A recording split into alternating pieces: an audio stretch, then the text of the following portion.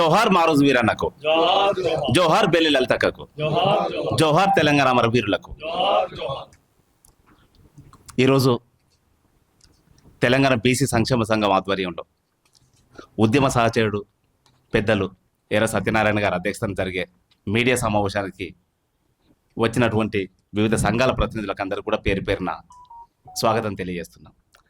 అదే మాదిరిగా మీడియా మిత్రులకు అందరూ కూడా ప్రత్యేక ధన్యవాదాలు తెలియజేస్తున్నాం. ఈరోజు ఎర్ర సత్యన్న బీసీల సమస్యల పరిష్కారం కావాలంటే రాజ్యాధికారమే అంతిమ లక్ష్యం అనే నినాదంతో సమావేశం ఏర్పాటు చేస్తూ ముందుకు పోతున్నారు. ఈ సమావేశానికి పిలువగానే వచ్చిన మా ఉద్యమ సహచరుడు మిత్రుడు గోపి గారికి, అదే మాదిరిగా పాండు గారికి, సుధాకర్ అన్నకు, సతీష్ అన్నకు అందరికీ పేరు పేరున స్వాగతం, ధన్యవాదాలు. మిత్రులారా, ఒక ప్రత్యేక సందర్భంలో మనం ఈ సమావేశం ఏర్పాటు చేసుకుంటున్నాం. గడిచిన కాలం అంతా కూడా బీసీల హక్కుల కోసం, అనేక రకాల సమస్యల పరిష్కారం కోసం అనేక రకాలుగా ఉద్యమాలు చేస్తూ ఎన్నో పోరాటాలు చేస్తూ మనం ముందుకు వచ్చినాం. కానీ పోరాటాలు కొనసాగుతున్నాయి, సమస్యలు పరిష్కారం అయితే లేవు. అనేక రూపాలలో పోరాటాలు చేసినాం. ఇటువంటి మీడియా సమావేశాలు ఏర్పాటు చేసినాం, మీటింగ్లు ఏర్పాటు చేసినాం, ధర్నాలు చేసినాం, ప్రభుత్వ విధానాలకు వ్యతిరేకంగా బహిరంగ సభలు ఏర్పాటు చేసినాం. చివరగా తెలంగాణ రాష్ట్రం వస్తే బీసీల సమస్యలు పరిష్కారం అవుతాయని భావించినటువంటి పెద్దలందరూ కూడా, తెలంగాణ రాష్ట్రానికి సంబంధించిన మేధావులందరూ కూడా తెలంగాణ ఉద్యమాన్ని నిర్మించి ఉద్యమానికి నాయకత్వం వహిస్తూ తెలంగాణ రాష్ట్రాన్ని సాధించుకోవడం జరిగింది. ఒక్కసారి మనం చరిత్రను పరిశీలిస్తే స్వాతంత్రోద్యమంలో డాక్టర్ బిఆర్ అంబేద్కర్ నుండి మొదలు పెడితే తెలంగాణ ఉద్యమంలో మారోజు వీరన్న వరకు దేశానికి స్వాతంత్ర్యం వస్తే ఈ దేశంలో మెజార్టీ ప్రజలైన మా బీసీలకు, ఎస్సీలకు, ఎస్టీలకు ఈ స్వాతంత్ర్య ఫలాలు ఏమిస్తారు చెప్పండి అని చెప్పి డాక్టర్ బిఆర్ అంబేద్కర్ ఆ కాలంలో నెహ్రూను, గాంధీని నిలదీస్తూ అనేక చర్చలు, ఆర్టికల్స్ రాయడాలు, ఉపన్యాసాలు ఎన్నో చేస్తూ వచ్చిండ్రు. ఆ చివరగా వారితో పరిష్కారం అయితే లేదని చెప్పి అంబేద్కర్ ఆ రోజే ఒక రాజకీయ ఉద్యమాన్ని నిర్మించి ప్రజల్లోకి వచ్చింది. ఆ రోజు నుంచి మొదలు పెడితే నిన్న తెలంగాణ ఉద్యమం వరకు అనేక డిమాండ్లతోని పోరాటాలు కొనసాగుతూ వచ్చినాం. మారోజు వీరన్న తెలంగాణ ఉద్యమ ప్రారంభంలో తెలంగాణ రాష్ట్రాన్ని సాధించుకుంటే మా బీసీలకు, ఎస్సీలకు, ఎస్టీలకు తెలంగాణ రాష్ట్రంలో ఏ ఫలితాలు వస్తాయో ముందే చెప్పాలని డిమాండ్ చేస్తూ తెలంగాణ ఉద్యమాన్ని నిర్మాణం చేసిండు. ఆ ఉద్యమ నిర్మాణమే తెలంగాణ మహాసభ. 96లో తెలంగాణ మహాసభను ఏర్పాటు చేసి సూర్యాపేట డిక్లరేషన్ అనే పేరుతో తెలంగాణ మహాసభను ఏర్పాటు చేసి తెలంగాణ ఉద్యమాన్ని నిర్మించడంలో, ఉద్యమకారులందరినీ కన్సల్టేట్ చేయడంలో, ఉద్యమాన్ని ప్రజలకు తీసుకుపోవడంలో చాలా గొప్ప పాత్ర పోషించినటువంటి వ్యక్తి మారోజు వీరన్న. అయితే మనం అందరం కోరుకున్నట్టుగానే దేశానికి స్వాతంత్ర్యం వచ్చిన తర్వాత అంబేద్కర్ ఏదైతే ఆశించిండో అది మన అనుభవంలోకి రాలేదు. తెలంగాణ ఉద్యమ కాలంలో మారోజు వీరన్న ఏదైతే ఆశించిండో అది మన జీవిత అనుభవంలోకి రాలేదు. దాని ఫలితం ఈరోజు తెలంగాణ రాష్ట్రంలో తెలంగాణ రాష్ట్రాన్ని సాధించుకొని దాదాపు 12 సంవత్సరాలు కావస్తున్నా కూడా ఇప్పటికీ తెలంగాణ రాష్ట్రం రాకముందు ఉమ్మడి ఆంధ్రప్రదేశ్గా ఉన్నప్పుడు బీసీలకు ఏ పరిస్థితులు ఉండేనో ఇప్పుడు కూడా అదే పరిస్థితి లేదా అంతకంటే దిగజారిన పరిస్థితి ఉన్నదని చెప్పి మనం భావించాల్సిన సందర్భం వచ్చింది. తెలంగాణ రాష్ట్రం వచ్చిన తర్వాత తెలంగాణ రాష్ట్ర ఉద్యమమే కులాల వారిగా జనాభా లెక్కలు సేకరించి జనాభా ప్రాతిపదికగా రాజకీయ ప్రాతినిధ్యం కల్పించాలి, జనాభా ప్రాతిపదికగా బడ్జెట్లో వాటా కల్పించాలి, సంచార జాతులకు సంబంధించి ఎంబీసీ కులాలకు సంబంధించి ప్రత్యేక కార్పొరేషన్ ఏర్పాటు చేసి వాళ్ళ సంక్షేమం కోసం, వాళ్ళ అభివృద్ధి కోసం ఒక ప్రత్యేక ప్రణాళిక తయారు చేసి దాన్ని అమలు చేయాలని చెప్పి ఒక స్పష్టమైన లక్ష్యంతో తెలంగాణ ఉద్యమాన్ని నిర్మించుకున్నాం. మనం అందరం కూడా తెలంగాణ ఉద్యమ నినాదమే తెలంగాణలో బహుజన రాజ్య నినాదంతో తెలంగాణ ఉద్యమాన్ని మనం నిర్మించుకున్నాం. తెలంగాణ రాష్ట్రాన్ని సాధించుకున్న తర్వాత ఏ లక్ష్యం కోసం తెలంగాణ రాష్ట్ర ఉద్యమాన్ని నిర్మించుకొని తెలంగాణ రాష్ట్రాన్ని సాధించుకున్నామో ఆ లక్ష్యం నెరవేరకపోగా మరింత సంక్లిష్టమైనటువంటి పరిస్థితుల్లోకి ఈరోజు నెట్టివేయబడ్డాం. దానికి తాజా ఉదాహరణ గడిచిన 12 సంవత్సరాలుగా రాష్ట్ర ప్రభుత్వాలు కేటాయించిన బడ్జెట్, అది బీఆర్ఎస్ ప్రభుత్వమైనా ఈరోజు కాంగ్రెస్ ప్రభుత్వమైనా మొత్తంగా 12 సంవత్సరాల కాలంలో 22 లక్షల కోట్ల బడ్జెట్ ప్రవేశపెట్టి మొత్తం రాష్ట్రంలో ఉన్న బీసీల కోసం ఖర్చు పెట్టిన బడ్జెట్ కేవలం 2,000 కోట్లు మాత్రమే. కేవలం 2,000 కోట్లు మాత్రమే. అటు గడిచిన బీఆర్ఎస్ ప్రభుత్వం బీసీల కోసం ఏం చేయలేదు, ఇప్పుడున్న కాంగ్రెస్ ప్రభుత్వం కూడా బీసీల కోసం ఏం చేయలేదు అనేది మనకు లెక్కలు తెలియజేస్తున్నాయి. కాంగ్రెస్ అధికారంలోకి రావడానికంటే ముందు కామారెడ్డి డిక్లరేషన్ పేరుతోని మేము అధికారంలోకి వస్తే బీసీలకు చట్టసభలో ప్రాతినిధ్యం అంటే స్థానిక సంస్థలో రాజకీయ ప్రాతినిధ్యం కల్పిస్తామని చెప్తూ, విద్యా ఉద్యోగ రంగాల్లో అవకాశాలు కల్పిస్తామని చెప్తూ, 42% అవకాశాలు కల్పిస్తామని చెప్తూ వాళ్ళ అధికారంలోకి వచ్చేళ్ళు. ఇటువంటి ఇంకా చాలా హామీలు ఉన్నాయి. కానీ నమ్మినటువంటి ప్రజలు, కాంగ్రెస్ పార్టీ ఇచ్చినటువంటి హామీలను నమ్మిన ప్రజలు, బీసీలు పెద్ద ఎత్తున బీఆర్ఎస్ ను వ్యతిరేకిస్తూ కాంగ్రెస్ పార్టీకి మద్దతుగా ఓట్లేసి కాంగ్రెస్ పార్టీని అధికారంలోకి తీసుకొస్తే, కాంగ్రెస్ పార్టీ అధికారంలోకి వచ్చిన తర్వాత పెట్టిన బడ్జెట్ సమావేశాల్లో మొదటి సంవత్సరం అంతకుముందు వాళ్ళు చేసిన ప్రకటన ఏంటంటే మేము అధికారంలోకి వస్తే సంవత్సరానికి 20,000 కోట్ల బడ్జెట్ ఇస్తామని చెప్తూ వాళ్ళు ఎన్నికల్లోకి వచ్చిళ్ళు, మనం నమ్మిన ఓట్లేసినాం. కానీ మొదటి సంవత్సరం బడ్జెట్ సమావేశాల్లో మొదటి సంవత్సరం బీసీలకు కేటాయించిన బడ్జెట్ ముందు 20,000 కోట్లు ఇస్తామని చెప్పి కేవలం 9,000 కోట్లు మాత్రమే ప్రకటించిండ్రు. రెండవ సంవత్సరం బడ్జెట్ 20,000 కోట్లు ఇస్తామని చెప్పి 11,000 కోట్ల బడ్జెట్ ప్రకటించిండ్రు. ఆ బడ్జెట్ నిజానికి ఆ 2 సంవత్సరాలకు వాళ్ళు ఇచ్చిన హామీ ప్రకారంగా 40,000 కోట్ల బడ్జెట్ కేటాయించాల్సి ఉండే 40,000 కోట్లకు బదులు 20,000 కోట్లు మాత్రమే ప్రకటించిండ్రు.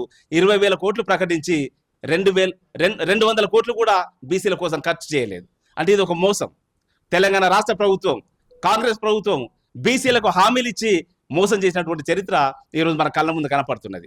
అదే సందర్భంలో బీజేపీ కూడా మొన్న ప్రవేశపెట్టిన బడ్జెట్లో సుమారు 54 లక్షల కోట్ల బడ్జెట్ ప్రవేశపెట్టి ఈ దేశవ్యాప్తంగా ఉన్నటువంటి బీసీల కోసం ప్రకటించిన బడ్జెట్ కేవలం 2,500 కోట్లు మాత్రమే.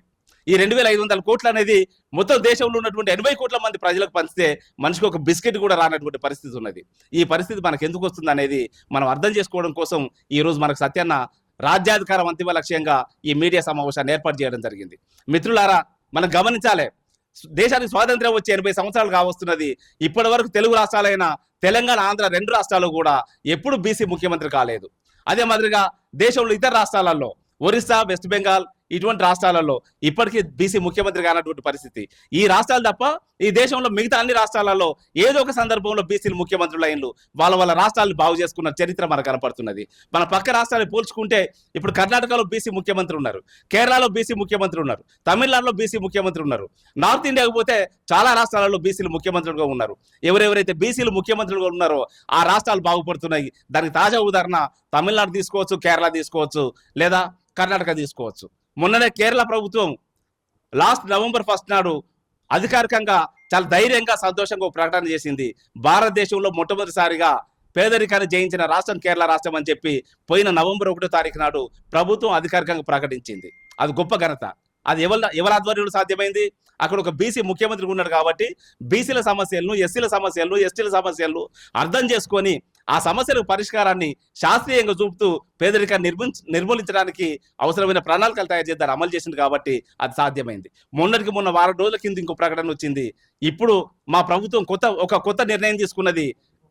ప్రాథమిక విద్య నుండి ఉన్నత విద్య వరకు విద్య మొత్తం ప్రభుత్వ రంగంలో ఉండే విధంగా ఈ రాష్ట్రంలో చదువుకున్న విద్యార్థులకు అందరికీ ప్రభుత్వమే ఉచితంగా నాణ్యమైన అంతర్జాతీయ ప్రమాణాలతో కూడిన శాస్త్రీయ సమాన విద్యను అమలు చేస్తామని చెప్పి మొన్న వారం రోజుల కింద ఒక ప్రకటన చేసిండ్రు. అదే మరి తమిళనాడులో కూడా సేమ్ అదే పరిస్థితి ఉన్నది, కర్ణాటకలో అదే పరిస్థితి ఉన్నది. ఇక్కడ తెలంగాణలో విద్యారంగాన్ని పూర్తిగా నిర్లక్ష్యం చేసిండ్రు. ఈ నిజానికి ఎన్నికలకు ముందు ఇచ్చిన హామీ ప్రకారంగా విద్యారంగానికి 15% బడ్జెట్ కేటాయిస్తామని చెప్పిండ్రు. కానీ వాస్తవంగా ఇప్పుడు కేటాయించే బడ్జెట్ 7%. ఈ 7% ఆ డిపార్ట్మెంట్కి సంబంధించిన ఉద్యోగుల జీతాలకు సరిపోతానే కానీ విద్యారంగాన్ని బాగు చేయడానికి సరిపోతలేవు. వైద్య రంగాన్ని నిర్లక్ష్యం చేసిండ్రు, వ్యవసాయ రంగాన్ని నిర్లక్ష్యం చేసిండ్రు, పారిశ్రామిక రంగాన్ని నిర్లక్ష్యం చేసిండ్రు, ఉపాధి రంగాన్ని నిర్లక్ష్యం చేసిండ్రు. మొత్తం ఇవన్నీ నిర్లక్ష్యం కావడం వల్ల ఇక్కడ ఈ ప్రజలందరూ కూడా విపరీతమైన నష్టాలకు గురవుతున్నారు. బాగుపడ్డ వాళ్ళు ఎవరంటే ఆధిపత్య దోపిడీ వర్గాలకు సంబంధించిన రెడ్డి కులస్తులు, వెల్వ కులస్తులు, కమ్మ కులస్తులు, ఈ 3 కులాలకు సంబంధించిన వాళ్ళు రాజకీయ ప్రాతినిధ్యాన్ని పొంది బడ్జెట్ మొత్తం కూడా వాళ్ళే పంచుకొని ఆ కులాలకు నాయకత్వం వహిస్తున్నటువంటి ప్రజాప్రతినిధులు బాగుపడుతున్నారనేది మనకు చారిత్రక ఒక వాస్తవం మన కళ్ళ ముందు కనపడుతున్నది. కాబట్టి మొత్తం సమస్యలు పరిష్కారం ఏంటంటే సామాజిక న్యాయ రాజ్యాధికారాన్ని సాధించుకోవడం ద్వారా మాత్రమే, బీసీలు ముఖ్యమంత్రి కావడం వల్ల మాత్రమే ఈ సమస్యలు మొత్తం పరిష్కారం కావడానికి అవకాశం ఉంటుంది. బడ్జెట్ మీద మనకు హక్కు లేనంత కాలం మనం బానిసలుగానే మిగిలిపోతాం. బడ్జెట్ మీద మనకు హక్కు దక్కాలంటే మనం రాజకీయాధికారాన్ని సాధించాలి. కాబట్టి బీసీలు రాజకీయాధికారాన్ని సాధిస్తూ ఎస్సీ ఎస్టీ మైనార్టీలను, మహిళలందరినీ కూడా కలుపుకొని పెద్ద ఎత్తున మనం రాజకీయ ఉద్యమాన్ని నిర్మించి రాజకీయ అధికారాన్ని సాధించడం కోసం మనం రాజకీయ ఉద్యమాన్ని చేపడితే తప్ప ఈ సమస్యలు పరిష్కారం కావు. మొట్టమొదటి తెలంగాణ ఉద్యమ కాలంలో తెలంగాణలో బహుజన రాజ్య నినాదంతో మొదలైన తెలంగాణ ఉద్యమాన్ని మరొకసారి గుర్తు చేసుకొని తెలంగాణ ఉద్యమ స్ఫూర్తితోని ఇక్కడ బీసీ ఉద్యమాన్ని, సామాజిక ఉద్యమాన్ని మనం నడపడం వల్ల ఈ మొత్తం సమస్యలు పరిష్కారం కావడానికి అవకాశం ఉంటుంది. అది అంతిమ లక్ష్యం. రాజ్యాధికారంతో మాత్రమే సమస్యలు పరిష్కారం అవుతాయి. అది తప్ప వేరే మార్గం లేదు. దొరలను అధికారంలో పెట్టి, దోపిడిదారులను అధికారంలో పెట్టి మనం సమస్యలు పరిష్కరించాలని చెప్పి ఇటువంటి మీడియా సమావేశాలు, వినతి పత్రాలు, ధర్నాలు, నిరాదీక్షలు వీటి వల్ల సమస్యలు పరిష్కారం కావనేది 80 సంవత్సరాల చరిత్ర మనకు చెప్తున్న పాఠం. కాబట్టి అంతిమ లక్ష్యం రాజ్యాధికారమే. ఆ రాజ్యాధికారం కోసం మనం అందరం కూడా కలిసి బీసీలము, ఎస్సీలము, ఎస్టీలము, మైనార్టీలము అందరం కూడా కలిసి పెద్ద ఎత్తున రాజకీయ ఉద్యమాన్ని నిర్మిద్దాము. దాంట్లో ఇప్పటిదాకా బీసీ ఉద్యమానికి నాయకత్వం వహిస్తున్న వాళ్ళు, అదే సందర్భంలో తెలంగాణ ఉద్యమానికి గతంలో నాయకత్వం వహించిన వాళ్ళు, లేదా కమ్యూనిస్ట్ ఉద్యమాలకు నాయకత్వం వహించిన వాళ్ళు, వీళ్ళందరినీ కలుపుకొని పెద్ద ఎత్తున రాజకీయ ఉద్యమం నిర్మించి రాజ్యాధికారాన్ని సాధిద్దామని చెప్పి, ఆ సాధించే క్రమంలో రాజకీయ ఉద్యమంలో బయట ఉన్న సోదరులందరూ కూడా ఈ ఉద్యమంలో భాగస్వాములు కావాలని విజ్ఞప్తి చేస్తూ నాకు ఈ అవకాశం ఇచ్చిన పెద్దలకు ధన్యవాదాలు తెలియజేద్దాం. అంతిమ లక్ష్యం రాజ్యాధికారమే. రాజ్యాధికార నినాదంతో మన ప్రజలకు పోవడం కోసం మన కార్యక్రమాలు ప్రకటించుకుందామని తెలియజేస్తూ నాకు ఈ అవకాశం ఇచ్చినందుకు ధన్యవాదాలు తెలియజేస్తున్నాను.